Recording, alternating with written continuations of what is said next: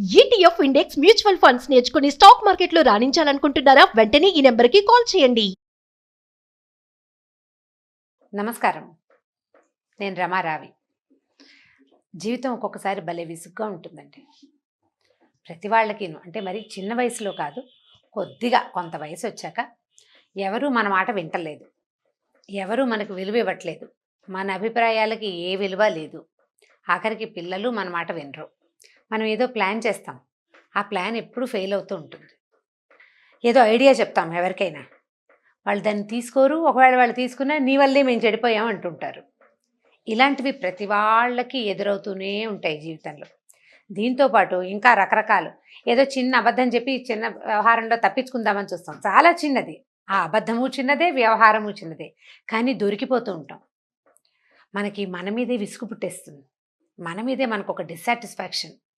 ఏమిటో నేను సరిగ్గా లేను, నేను సరిగ్గా చేయలేకపోతున్నాను. మిగిలిన వాళ్ళంతా కలిసి నువ్వు సరిగ్గా చేయలేకపోతున్నావు అని ఒక్కొక్కసారి నేర్పించేసి చూపించేసి నిరూపించేస్తూ ఉంటారు. ఏం చేయాలి అలాంటప్పుడు? ఏదైనా మార్పు కావాలి కదా. మార్చాలంటే ఏమిటి మార్చాలండి? ఒకళ్ళ కోసం మారాలా మనం? ఎందుకు? ఒకళ్ళ కోసం మారక్కర్లేదు. నేను ఎవరి కోసమో మారను. నేను చిన్నప్పటి నుంచి ఇంతే, నాకు ఊహ తెలిసిన దగ్గర నుంచి నా టేస్ట్ ఇదే, నేను మార్చుకోను అని మొండికెత్తుతాం. కానీ మారకపోతే ఈ రోజు రోజు డిస్సాటిస్ఫాక్షన్ని దాన్ని తట్టుకోలేకపోతాం. కొన్నాళ్ళకి సింకింగ్ ఫీలింగు, సినికల్గా ఫీల్ అయిపోతాము, డిప్రెషన్కి లోన్ అవుతుంటాము. నాకు డిప్రెషన్ అని చెప్పుకుంటుంటారు ఇవాళ రేపు చాలామంది. ఏంటంటే నాకు షుగర్ అండి, నాకు థైరాయిడ్ అండి, లాగా నాకు డిప్రెషన్ అండి అని చెప్తుంటారు. అదొక ఎలా ఉందంటే ఒక కొత్త డిగ్రీ యాడ్ అయినట్టుగా అనిపిస్తూ ఉంటుంది. ఎందుకు మనం డిప్రెషన్కి లోన్ అవ్వాలి? ఏమిటి డిప్రెషన్ అంటే ఏంటండి? అసలు సాధారణ ప్రతి వాళ్ళు వాడేస్తాం. చాలా డిప్రెషన్కి గురయ్యాను నేను అంటే ఏమిటి? ఏదో కుంగుబాటు. ఎందుకు కుంగుబాటు? ఇప్పుడు వర్షాకాలం డిప్రెషన్ వచ్చిందని చెప్పుకుంటుంటారు. తుఫాను అనమాట, అక్కడెక్కడో దేంతో సముద్రంలో డిప్రెషను, వాన వచ్చి డిప్రెషన్ పోతుంది, డిప్రెషను ఇంకో పక్కకి వెళ్ళిపోతుంది. ప్రకృతి తనలో వచ్చిన డిప్రెషన్ని తనంతట తనే వాన గాలి అటుతోసి ఇటుతోసి పోగొట్టేసుకుంటుంది. 3వ రోజు సాయంత్రానికో 4వ రోజు మధ్యాహ్నానికో డిప్రెషన్ తగ్గిపోతుంది. మనం తగ్గించుకోలేం. దానంత రాదా మనకి? ప్రకృతి నుంచి ఏం నేర్చుకుంటున్నాం మనం? తొలగించుకోవటం నేర్చుకోవాలి. మన మీదకి వచ్చి పడతాయి సమస్యలు, ఎందుకంటే మనం సంఘజీవులం. మనం పెద్ద ప్రపంచంలోకి వెళ్ళకపోయినా మన ఇంట్లో మన అమ్మ నాన్న, మన అత్త మామ, మన పిల్లలు, భర్తో లేకపోతే భార్యో, ఇక వదినలు ఆడపడుచులు, బావమరుదులు, బావలు తప్పదు, బాబాయిలు పిన్నమ్మలు, మేనమామలు మేనత్తలు అది కూడా తప్పదు. ఈ గుంపు ఇదివరకట్లాగా డజన్ల కొద్దీ లేకపోయినా అక్కడక్కడ జోడు జోడు చొప్పును కూడా ఉంటుంది కొంత గుంపు. ఒక్కొక్కసారి మన అనుకున్న శ్రేయోభిలాషులు మన వాళ్ళ వల్ల కూడా మనం డిప్రెషన్కి లోన్ అవుతాం. ప్రకృతి తన డిప్రెషన్ని తనే తొలగించుకున్నట్టుగా మన డిప్రెషన్ని మనమే తొలగించుకోవాలి. ఎలా అంటే మారాలి. మారాలి అన్న ఉద్దేశం ఉంది చూశారు, అది మనం గెలవటానికి మొట్టమొదటి స్టెప్. మనం నార్మల్ అయిపోవటానికి, మన మాట అందరూ వినడానికి, లేదా మన సలహా ఎవరైనా కొంతమంది అయినా తీసుకుని చాలా మంచి మాట చెప్పబోయి నువ్వు అని మన భుజం తట్టేందుకు నాంది. ఏం చేయటం? మార్చుకోవాలి. దేన్ని? అసలు ఎక్కడ దేన్ని మార్చాలి? ముందు మనని మనం ప్రశ్నించుకోవాలి. మన మీద మనకి క్వశ్చన్స్ రావాలి. ఏమిటి, నేను ఏం చెప్పినా వీళ్ళు ఎందుకు వింటలేదు? తప్పు వాళ్ళల్లో ఉందా, నాలో ఉందా? నేనేదో ప్లాన్ చేస్తున్నాను, ప్రతిసారి ఫెయిల్ అవుతున్నాయి. ఫెయిల్యూరు ప్లాన్లో ఉందా, ప్లాన్ ఆఫ్ యాక్షన్లో ఉందా? అంటే ప్లాన్ బాగానే చేశా, బహుశా దాని ఇంప్లిమెంటేషన్లో తప్పు చేస్తున్నానా, లేదా చివరి దాకా చేయలేకపోతున్నానా? ఎన్ని ప్రశ్నలు వచ్చాయి చూడండి. అసలు నేను సరిగ్గా అవతల వాళ్ళతో మాట్లాడగలుగుతున్నానా? నేను సరిగ్గా కన్వే చేయగలుగుతున్నానా? నాకు ఆత్మవిశ్వాసం లోపించి, అంటే నాకే నా ప్లాన్ మీద కాన్ఫిడెన్స్ లేక ఏదో నట్టుగా చెప్తున్నాను అనుకోండి, అవతల వాళ్ళకి ఎక్కదు ప్లాన్. మనం కాన్ఫిడెంట్గా ఉండాలి కదా. సో మనకి కాన్ఫిడెన్స్ ఉందా లేదా అసలు బేసిక్గా. అక్కడి నుంచి నాకే ఏదైనా ఆత్మ న్యూనత, అంటే నాకే సరిగ్గా తెలీదు, నాకు అంత బాగా తెలీదు అని అనుకుంటున్నామా? అసలు మనకు తెలుసా తెలీదా? ఎన్ని ప్రశ్నలు వచ్చాయో చూడండి. మనం అవతల వాళ్ళతోటి సరైన సత్సంబంధాలు మెయింటైన్ చేయగలుగుతున్నామా లేదా? నేను డిపెండెంట్గా ఉన్నానా? నేను డిపెండెంట్గా అయిపోతున్నానా? నేను ఇండిపెండెంట్గా ఉంటే నా మాట ఎవరైనా వింటారు. నేను డిపెండెంట్ అనుకోండి, నా మాట ఎవరు వింటారు? పెద్దగా ఎవరు వినరు. మనం ఒక పెద్ద పందిరికి వేసిన రకరకాల స్తంభాల్లో ఓ స్తంభం అనుకోండి, అప్పుడు ఏముంది, ఆ ఒక్క స్తంభం తీసేసిన పందిరి నిలబడుతుందండి. ఆలోచించి చూడండి. అదే మనం ఆ పందిరికి మూల స్తంభం అనుకోండి, మనని కదిపితే పందిరి పడిపోతుంది. ప్రతివాడు తన జీవితపు సౌధానికి మూల స్తంభం కావాలి. నా ఒక్కదానికి నేనొక్కడికి అని కాదు, మనతో ఉన్న చిన్న గ్రూప్కి ఈ మూల స్తంభం కావాలి. అంటే మనం ఇంతకుముందు అలా లేమనుకోండి, అలా మారడానికి ప్రయత్నం చేయాలి. మారటం చాలా సహజమైన విషయం అండి. ఇప్పుడు ఇంత పెద్ద అయ్యాను, నాకు 50 ఏళ్ళు వచ్చినాయి, లేకపోతే 40 ఏళ్ళు వచ్చినాయి, చిన్నప్పటి నుంచి నేను ఇలాగే ఉన్నాను, నేను ఎందుకు మారాలి అని అనుకోకూడదు. ఎందుకంటే మనం మార్పు అత్యంత సహజమైనదిగా భావించగలగాలి. మొదట చూడండి, మనం ఇంతగా పుట్టాం. ఇంతగా పుట్టడానికి ముందు మనం ఎంతగా ఉన్నాం? ఒక చుక్కలా ఉన్నాం. చుక్క నుంచి ఇంతకు వచ్చాం. ఇక్కడి నుంచి మెల్లిగా పాకాం, నడిచాం, పరిగెత్తాం. తర్వాత జీవిత గమనంలో ఏదో చదువుకున్నాం, ఉద్యోగాలు చేస్తున్నాం, పెళ్ళిళ్ళు చేసుకుంటాం, పిల్లలు కలుగుతారు, ఇంకా ఇంకా ఇంకా ముందుకెళ్తున్నాం. మారేమా లేదా? డెఫినెట్గా మారాం.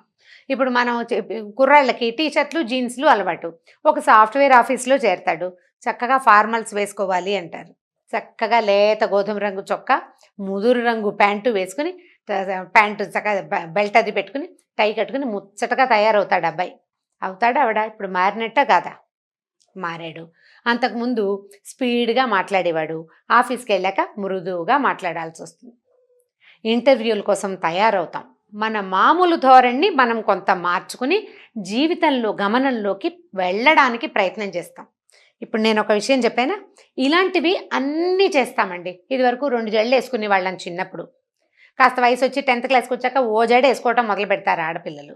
తర్వాత ఇంకా కొంచెం కాస్త ఫ్యాషన్గా ముందు కాస్త కత్తిరించడం, వెనకాల కాస్త టైట్గా వేయటం, 5-6 రకాల జడలు వేసుకోవటం. ఆ క్రమంగా ఏ తెల్ల జుట్టు వచ్చాక నాకు మళ్ళీ చక్కగా షార్ట్ హెయిర్ కట్టు. మార్చుకోలేదు. చిన్నప్పుడు నా 10th క్లాస్లో ఉన్న ఇంతలా పొడుగు జడ ఎలా ఉంటుందండి? మారలా మనం? మారాం. ఎన్నెన్ని మార్చుకున్నాం. మన బట్టలు మారిపోయినాయి, కట్టుబొట్టు మారిపోయింది, మన హెయిర్ స్టైల్స్ మారిపోయినాయి, మనం వాడే వస్తువులు మారిపోయినాయి, మన లివింగ్ స్టైలు అంతా మెల్లిగా కాలానుగుణంగా, ప్రపంచానికి అనుగుణంగా మారి తీరుతుంది. ప్రతిదీ మారాల్సిందే. మార్పు ప్రకృతి లక్షణం. ఇప్పుడు నేను మారాలి అనుకోగానే మనకు ఒక అహంకారం అడ్డం వచ్చేస్తుంది. ఎందుకు మారాలి? ఎవరికోసమైనా నేను మారాలా అనిపిస్తుంది. ఎవరి కోసము మారద్దు. ఇది నా పక్కా స్టేట్మెంట్ అండి. ఎవరి కోసం మనం మారద్దు. ఎవరికోసమైనా మారాల్సిన అవసరమే మనకు లేదు కదా. కానీ మన కోసం మనం మారాలి. మనం హాయిగా ఉండటం కోసం, మనకి సింకింగ్ ఫీలింగ్ రాకుండా ఉండటం కోసం, మనం డిప్రెషన్కి లోన్ అవ్వకుండా ఉండటం కోసం, మోరోవర్ మనం ఒక వ్యవస్థకి, చిన్నది మన కుటుంబమైనా సరే, దానికి మూల స్తంభంగా ఉండడం కోసం మారవలసి వస్తే తప్పకుండా ఆ మార్పు అత్యంత ఆచరణీయమైన మార్పు. అది మనం మాట్లాడే విధానం కావచ్చు, మన బిహేవియర్ కావచ్చు, అన్నీనండి. ప్రతిదీ చిన్న చిన్న వాటి దగ్గర నుంచి పెద్ద విషయం వరకు మనకి గడగడా మాట్లాడే అలవాటు ఉంది. మనకు వచ్చిన కంపానియన్కి పెద్దగా ఇష్టం ఉండదు, అతని దగ్గర తక్కువ మాట్లాడతాం. ఈ మాటలు ఇంకో చోట మాట్లాడుకోవచ్చు. ఓకే, మనకు అస్సలు మాట్లాడడం రాదు. ఆఫీస్లో మన తీసుకెళ్ళి మాట్లాడాల్సిన మైక్ ముందు నుంచోబెట్టారు. నాకు రాదని దిగిపోతే ఉద్యోగం ఊడుతుంది, లేదా పరువు పోతుంది, మనం తక్కువైపోతాం. అప్పటిదాకా మనం సాధించిన విజయాలన్నీ చిన్నవైపోతాయి. కాబట్టి అప్పుడు మనం మాట్లాడడం 10 వాక్యాలైనా నేర్చుకుంటాం. అదొక మార్పు కదా. ప్రయత్నించి చూడాలి ప్రతి వాళ్ళు. మనలో మనకి ఒకళ్ళ కోసం మారకుండా, మన కోసం మనం హాయిగా, మనం సంతోషంగా, మనమే ఆనందంగా ఉండటం కోసం, ఇబ్బంది పడకుండా ఉండటం కోసమే మార్పుని తప్పకుండా తీసుకోవాలి. ఇవి మన టైమింగ్స్, మనం పడుకునే టైమింగ్స్, మనం లేచే టైమింగ్స్, మనం వంట చేసే విధానం, మనం వస్తువులు అమర్చుకునే విధానం, పిల్లల్ని హ్యాండిల్ చేసే విధానం, పెద్దవాళ్ళతో మనం బిహేవ్ చేసే విధానం, ప్రపంచంతో మన బిహేవియర్ ఎలా ఉంది, వాటన్నిటి మీద ఈ మార్పు ఉంటుందండి. ప్రతి చోట మార్పులు తీసుకొస్తుంటే మనం ఎక్కడ ఇబ్బంది పడుతున్నామో అక్కడ మొదలు పెట్టాలి. నాకైతే టైం ప్రాబ్లం. ప్రతి వాళ్ళకి నేను ఎక్కడ ఫెయిల్ అవుతున్నాను అనేది మనకు తెలుస్తుందండి. దీన్ని ఇతరులకి చెప్పాల్సిందేనని మాత్రం భావించద్దు. ప్రధానంగా మనం ఏదైనా చేంజ్ చేసుకోదలుచుకున్నప్పుడు డే 1 నుంచి నేను చేంజ్ చేసుకోదలుచుకున్నాను అని అడ్వర్టైజ్మెంట్ చేయకూడదు. దానివల్ల ఏమవుతుంది, మనం చేయలేకపోతాము. ఒకటి, అపహాస్యం పాలవుతాము. రెండో సంగతి, సీరియస్లీ నిజంగానే నువ్వేదో చేస్తానన్నవే ఇంకా ఏం చేయట్లేదు అంటారు కదా. కాబట్టి ముందు చెప్పద్దు. మనలో మనం లిస్ట్ అవుట్ చేసుకుందాం. ఇందులో ఆడవాళ్ళు, మగవాళ్ళు, టీనేజ్ పిల్లలు, పెద్దవాళ్ళు, మిడిల్ ఏజ్ వాళ్ళు తేడా లేదండి. ప్రతి వాళ్ళు దీన్ని తీసుకోవచ్చు. ఇది ఒక సెల్ఫ్ ఛాలెంజింగ్ థింగ్. మనకి మనం వేసుకునే ఛాలెంజ్. అసలు నా వల్ల అవుతుందా అని ఆలోచించాలి. మన వల్ల అవుతుందండి? అబ్బో నా వల్ల కాదండి అంటే మనం ఇప్పుడే ఓటమిని ఒప్పేసుకుంటున్నట్టు. ఎందుకు ఒప్పుకోవాలి? మనం ఒప్పుకోవద్దు. ఓటమిని మనం ఒప్పుకోవాల్సిన పనే లేదు. గెలిచి తీరాలి ప్రతి వాళ్ళు. పెద్దది కురుక్షేత్రం కాదండి, చిన్నది మన జీవిత పోరాటాన్ని మనం గెలిచి తీరాలి. ముందు లిస్ట్ అవుట్ చేసుకోండి. లిస్ట్లో నుంచి నా లిస్ట్ ఒకటి ఉంది.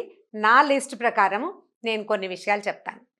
తరచుగా అప్పుడొకటి చొప్పున. వాటిల్లో నుంచి మీరు దేనికైనా మీకు మ్యాచింగ్ ఉంటే నాతో పాటు మీరు కూడా ఆలోచించండి. మీరు కూడా ప్రయత్నం చేయండి. నేను చెప్పిన విధానం కాకపోయినా మీకు తోచిన విధానంలో అయినా మీరు ప్రయత్నం చేసి చూడండి. నా విధానం నాది. ఇది నచ్చిన వాళ్ళు దీన్ని ఈ రకంగా చేయొచ్చు. లేకపోతే మీ పోరాటం మీరు చేయండి. మీ ఆలోచన మీరు చేసుకోండి. లిస్ట్ అవుట్ చేయండి. ఫస్ట్ ఎక్కడ మనం మారాలి అనేది. కనీసం సాధారణ వ్యక్తులకి 15 వస్తాయండి. అంటే మినిమం 15. మ్యాక్సిమం లెక్క అసలు నేను చెప్పనండి. నాకైతే 150, 170 కూడా కనపడ్డాయి. అవన్నీ రాసుకునేసరికి విసుకొచ్చింది నాకు నిజంగా. ఇవన్నీ ఎక్కడ బాబోయ్ ఇవన్నీ మార్చాలా అనిపించింది. మారితే మారుతాను, లేకపోతే లేదు. మొదటి 15 సీరియస్లీ చేయవలసింది చేసి తీరాలి మనం హాయిగా ఉండటానికి. సో మళ్ళీ కలుద్దాం మన లిస్ట్ తోటి. అంతవరకు సెలవు. నమస్కారం. సుమన్ టీవీలో మీ పర్సనల్ అండ్ బిజినెస్ ప్రమోషన్స్ కోసం కింది నెంబర్కి కాంటాక్ట్ చేయండి.